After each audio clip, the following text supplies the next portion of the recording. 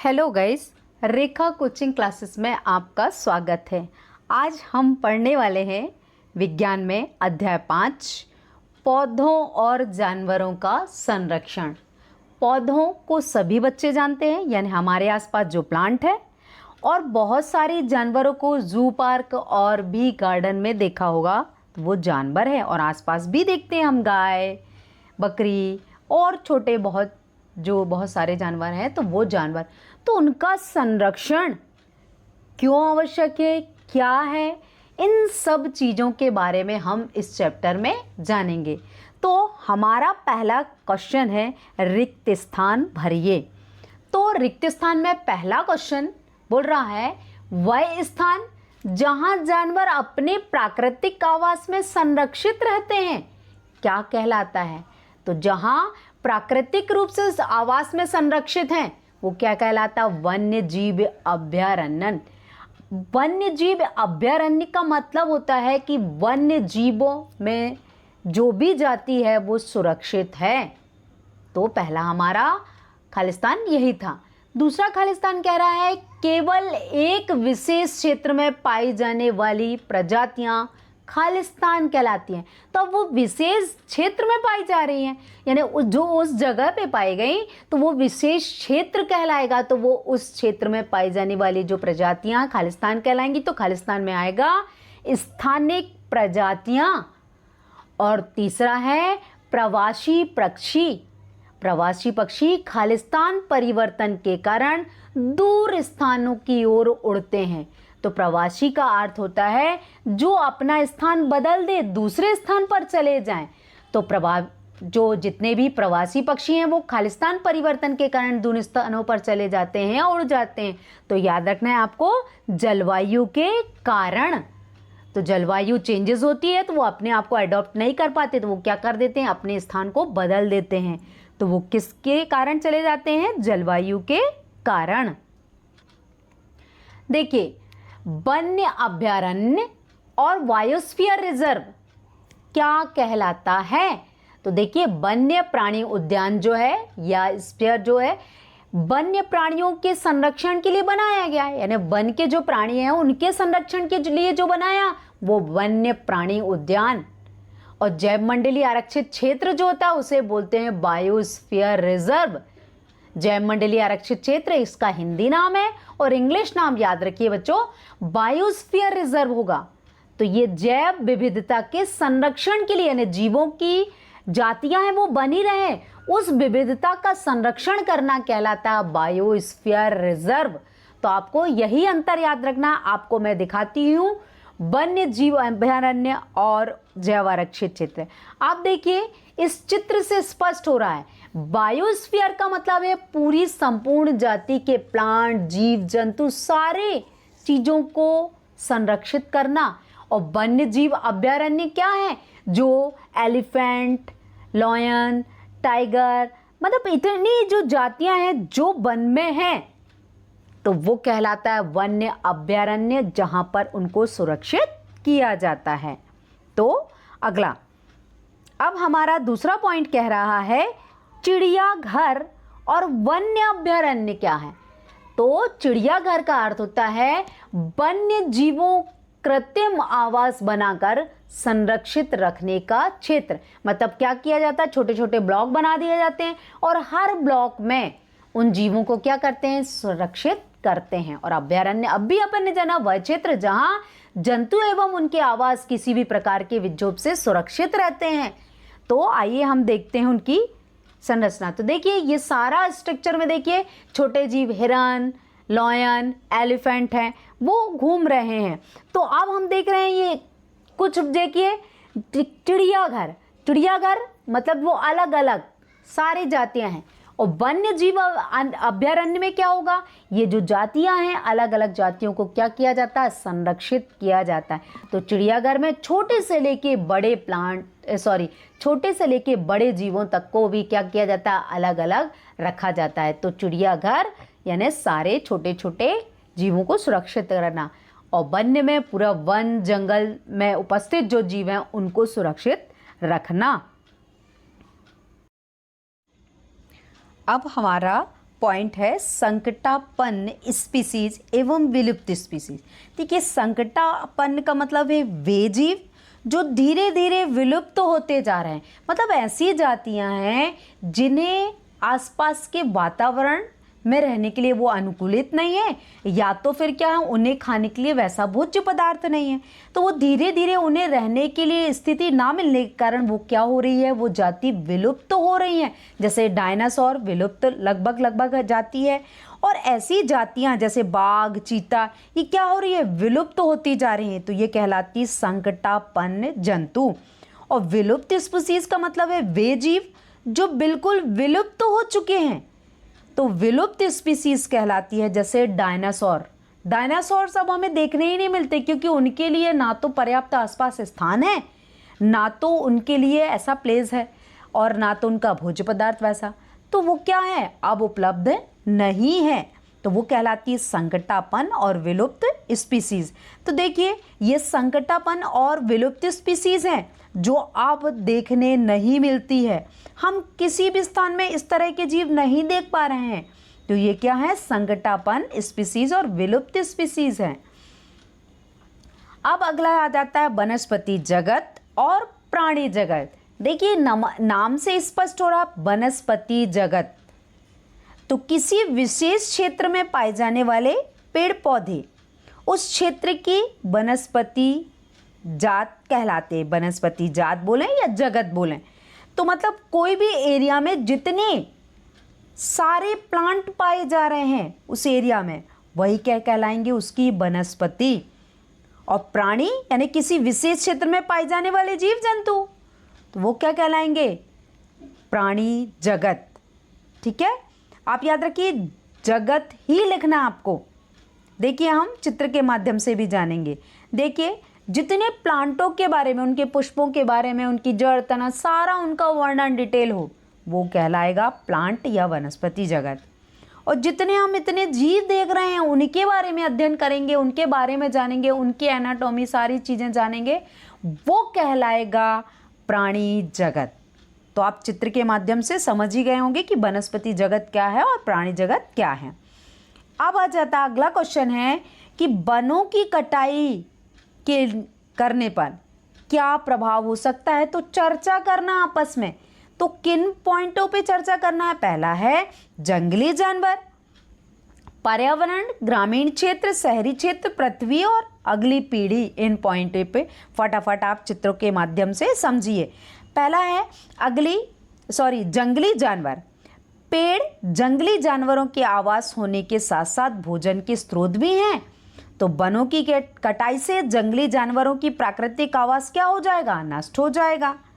तो वही तो बताया था अपना क्वेश्चन में कि अगर पेड़ पौधे वन की कटाई हो जाए तो क्या होगा, तो जंगली जानवर का जो आवास है, रहने का स्थान है, वो क्या हो जाएगा, समाप्त हो जाएगा। तो दूसरा पॉइंट बोलता है पर्यावरण। तो पर्यावरण क्या बोलेगा कि वनों की कटाई से पर्यावरण का तापक्रम यानी आसपास के वातावरण का जो तापमान है, वो तापमान और प्रदूषण स्तर बढ़ता जाएगा, क्योंकि कार्बन डाइऑक्साइड का स्तर क्या हो गया, बढ़ गया, और ऑक्सीजन का स्तर कम हो जाएगा। यह ग्लोबल वार्मिंग को भी जन्म देता है। तो बच्चों याद रखिए कि बर्फ का स्तर बढ़ना कार्बन डाइऑक्साइड से, ठीक है, जल का स्तर बढ़ना क्या कहलाता है, ग्लोबल वार्मिंग। यह भूजल के स्तर को भी कम करता है, और इसके अलावा वनों की कटाई से मिट्टी की उर्वरता भी क्या हो जाएगी, कम हो जाएगी। इसलिए प्राकृतिक आपदाओं की संभावना भी बढ़ जाएगी। यानी एक काम होने से इतनी सारी विपदाएं आएंगी, इतनी सारी विपत्तियां आएंगी।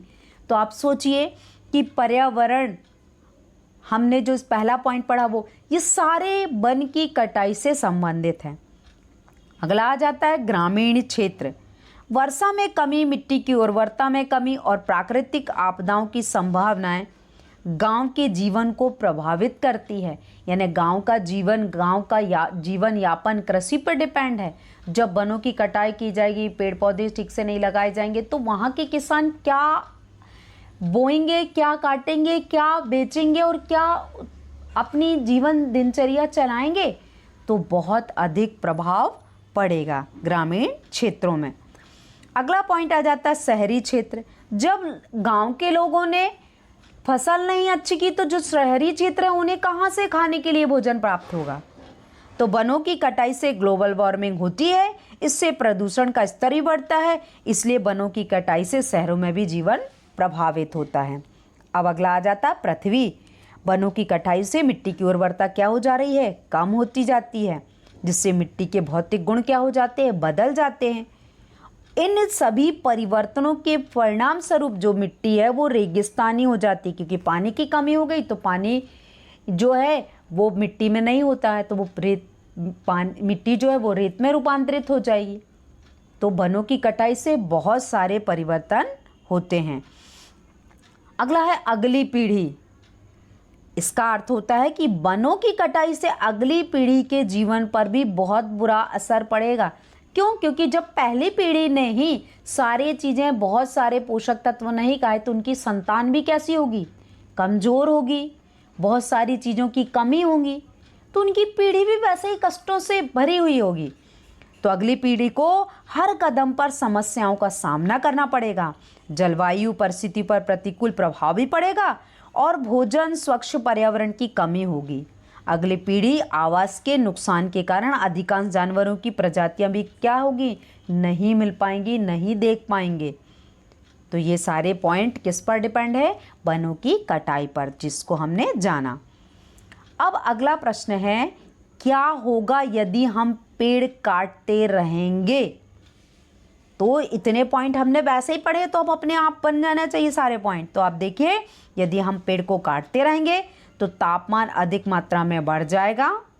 याद रखिए, तापमान अधिक मात्रा में बढ़ जाएगा तो ग्लोबल वार्मिंग होगी। दूसरा बोलता है प्राकृतिक आपदा घटित होने की संभावनाएं बढ़ जाएंगी। प्राकृतिक आपदाएं का मतलब होता है भूकंप, बाढ़, ज्वालामुखी आना, ये सारी प्राकृतिक आपदाएं हैं। जल चक्र गड़बड़ हो जाएगा। जो पृथ्वी में जल चक्र चल रहा है, बरसात समय पे हो रही है, गर्मी आ रही, ठंड आ रही, ये समय पे चक्र चल रहा है, पर ये चक्र क्या हो जाएगा, गड़बड़ हो जाएगा यदि हम पेड़ों को काट देंगे तो। इसीलिए तो बोला जाता है अधिक से अधिक पेड़ लगाओ और वातावरण को बचाओ। तो यदि किसी जानवर के निवास स्थान में गड़बड़ी होती है तो जानवर अपना प्राकृतिक आवास खो देंगे और वो विलुप्त हो जाएंगे, यानी वो जातियाँ क्या हो जाएंगी, समाप्त हो जाएंगी। फोर्थ बोलता है अधिकांश जानवर भोजन और आश्रय की तलाश में मानव निवास स्थान पर आक्रमण करने के लिए क्या हो जाएंगे, मजबूर हो जाएंगे, यानी वो क्या करेंगे, अपने आप को बचाने के लिए दूसरी जगह गए या अपने भोजन के लिए दूसरे पर आक्रमण करेंगे तो वो क्या होंगे, आसपास की जीव जातियां हैं वो भी क्या हो जाएंगी, धीरे धीरे नष्ट होती जाएंगी। तो आपने जाने ये पॉइंट कि हम पेड़ काटते हैं तो क्या होगा। अगला है कि हम मिट्टी की, हाँ फिफ्थ पॉइंट ये बोल रहा है मिट्टी की जल धारण क्षमता क्या हो जाएगी, कम हो जाएगी। ठीक है, क्योंकि और जो है आसपास का वातावरण कैसा हो जाएगा, मरुस्थलीय हो जाएगा। अब अगला प्रश्न बोलता है, प्रश्न 5वां, ये 5 पॉइंटों को बताना है, हमें जैव विविधता का संरक्षण क्यों करना चाहिए। संरक्षित वन भी जंगली जानवरों की पूरी तरह से सुरक्षित हैं, क्यों। तो आइए हम जानेंगे कि हमें जैव विविधता का संरक्षण क्यों आवश्यक है, क्यों करना चाहिए। तो जैव विविधता का अर्थ होता है कि किसी क्षेत्र विशेष में पाई जाने वाली सभी पौधे, जंतुओं और सूक्ष्म जीवों की विभिन्न प्रजातियां हैं। हम उनका संरक्षण करने पर उस क्षेत्र की जैव विविधता और संस्कृति को बनाए रख सकते हैं। जैव विविधता के कारण ही हम खाद्य पदार्थ प्राप्त करते हैं और खाद्य पदार्थ प्राप्त होते हैं तथा जंतुओं के जीवन यापन के लिए अनजान पहलुओं का अध्ययन हम उसी क्षेत्र के सुरक्षित रख रखाव के लिए ही सारी चीज़ें ही संरक्षित करते हैं। अतः जैव विविधता का संरक्षण अति आवश्यक है। यह हमारे जीवन के लिए एक बहुमूल्य निधि है, यानी जीवों की सुरक्षा होगी, जैव विविधता बनी रहेगी तो आसपास का वातावरण भी कैसा रहेगा, अच्छा रहेगा और अनुकूलित होगा। अगला आ जाता है संरक्षित वन भी जंगली जानवरों को पूरी तरह से आरक्षित नहीं है, क्यों। तो देखिए, संरक्षित वनों और क्षेत्रों में शिकारियों द्वारा जानवरों को पकड़ना और मारना और अभी भी बड़े पैमाने पर जारी है ये, तो इसीलिए जंगली जानवरों के लिए सुरक्षित नहीं है। तो कुछ जनजातियां अपने जीवन की बुनियादी आवश्यकताओं जैसे भोजन, दवा, कपड़े, आश्रय आदि की पूर्ति लिए क्या है, किस पर, जंगल पर निर्भर है। तो वो क्या करते हैं, इन चीज़ों का शिकार करते हैं और इन्हें मृत करते हैं और उनका यूज़ करते हैं। इसीलिए वन संरक्षित जंगली जानवरों के लिए पूरी तरह से सुरक्षित नहीं हैं। अगला पॉइंट है कि कुछ आदिवासी जंगल पर निर्भर हैं। कैसे? तो अब वो आदिवासी हैं और आदिवासी कहाँ पर निर्भर हैं? जंगल पर निर्भर हैं, जंगल पे ही रहते हैं। उनका जीवन यापन किस पे? जंगल में ही आदिवासियों का कटता है। तो कुछ जनजातियां अपने जीवन की बुनियादी आवश्यकताएं जैसे भोजन, दवा, कपड़े, आश्रय आदि की पूर्ति लिए किस पर निर्भर है? जंगल पर निर्भर हैं। तो इसीलिए तो उन्हें आदिवासी कहा। आदिवासी का मतलब होता है ऐसे वास करने वाले जो जिनका घर बिल्कुल लोगों के आसपास से अलग होता है। अगला प्रश्न बोलता है वनों की कटाई के कारण और परिणाम क्या हैं? तो आप याद रखिए वनों की कटाई के जो और भी जो परिणाम हो सकते हैं वो निम्न हैं। देखिए क्या है। वनों की कटाई से प्राकृतिकरण जो है जैसे जंगल की आग, सूखा आदि ये सारी हो सकती हैं घटनाएं। कारखानों और घरों का निर्माण, खेती के लिए भूमि खरीदना, फर्नीचर बनाना, ईंधन के रूप में लकड़ी का उपयोग करना, वनों की कटाई के ये कारण हैं। याद रखना इन चीज़ों के उपयोग करने के लिए वनों को धीरे धीरे क्या करते जा रहे हैं? काटते जा रहे हैं। अब क्या परिणाम होगा जब हम इनको काटते जाएंगे? तो याद रखिए प्राकृतिक आपदाएं जैसे बाढ़, सूखा ये सब क्रियाएं क्या होंगी? बढ़ती जाएंगी जब हम पेड़ों को काटते जाएंगे। पृथ्वी के तापमान में वृद्धि और ग्लोबल वार्मिंग होगी। फोर्थ बोलता है मिट्टी के भौतिक गुणों में परिवर्तन और भूजल स्तर में क्या हो जाएगी? कमी हो जाएगी। अगला बोलता है अनेक वनस्पतीय जीव जंतु भी क्या हो जाएंगे? धीरे धीरे विलुप्त हो जाएंगे। तो एक ही कार्य करने से कितनी सारी गड़बड़ी आ रही है प्रकृति में। इसीलिए आपको अधिक से अधिक आसपास के वातावरण में पेड़ों की सुरक्षा करना चाहिए, पेड़ों को लगाना चाहिए। अगला प्रश्न बोलता है प्रवास शब्द से क्या तात्पर्य है?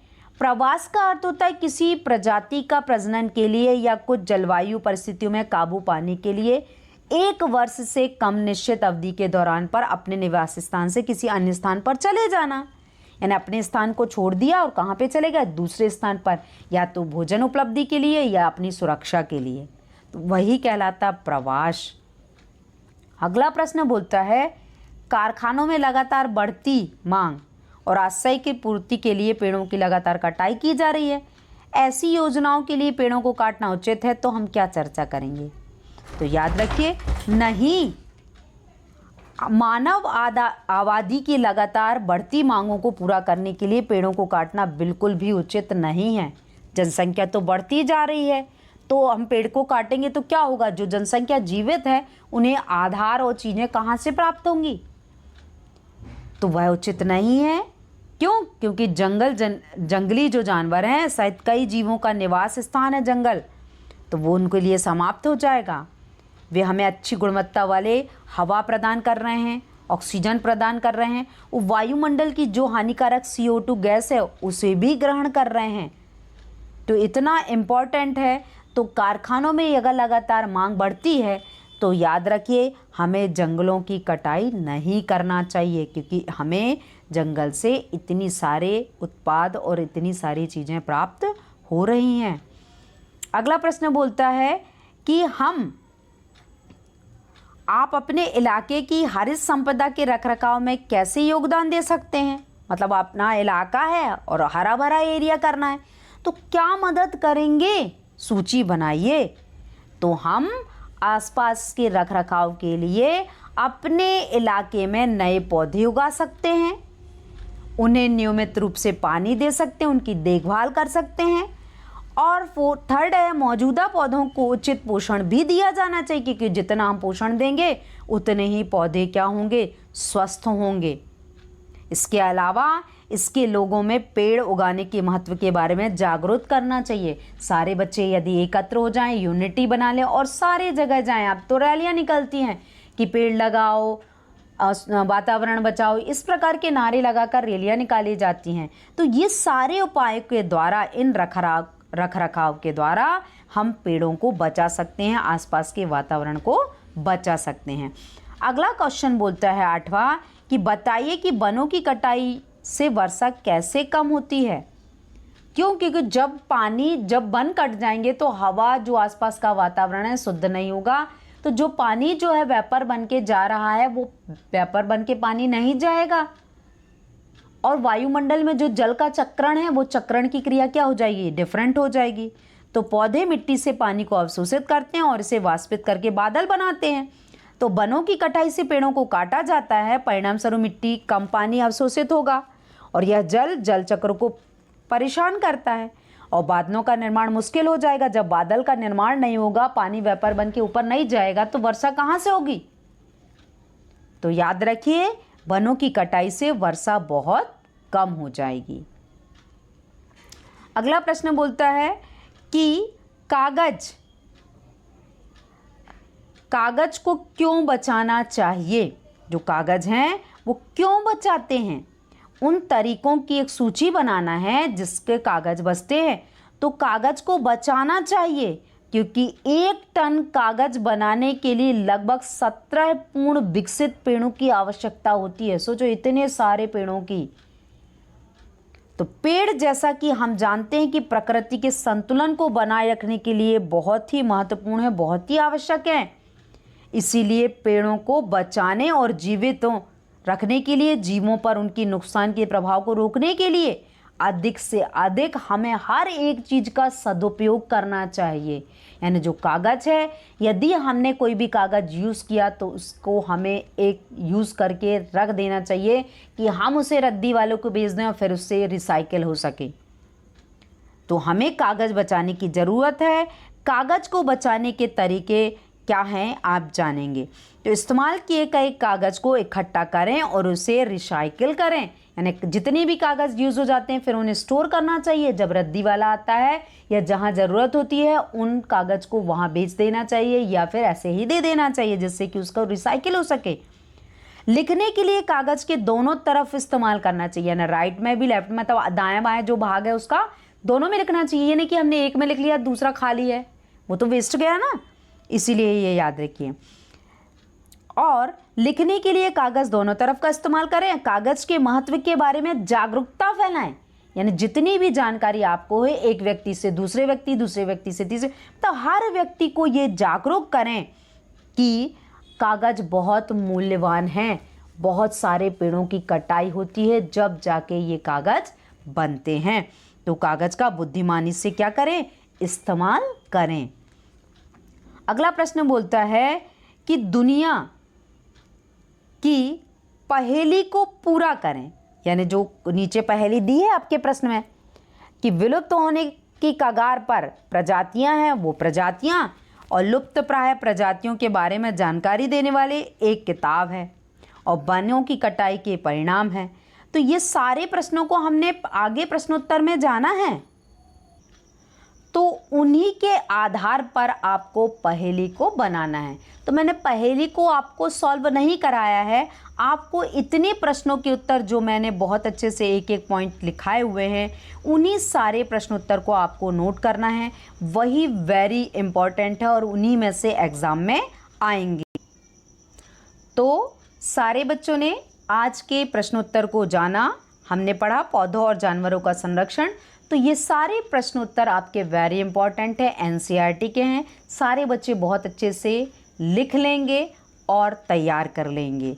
तो सारे बच्चों को समझ में आए तो प्लीज़ लाइक एंड शेयर। आज की वीडियो यहीं तक थी। अगले चैप्टर में हम फिर मिलते हैं।